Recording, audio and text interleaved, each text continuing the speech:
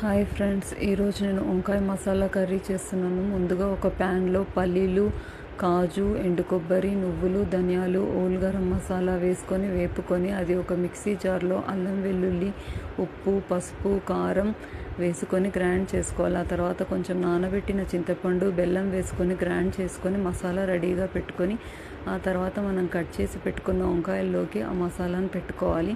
ఆ తర్వాత ప్యాన్లో పోపు పెట్టుకొని కట్ చేసిన ఆనియన్ వేసుకొని వేపుకోవాలి. ఆ తర్వాత మసాలా పెట్టిన వంకాయలను అందులో వేసుకొని బాగా వేపుకోవాలి.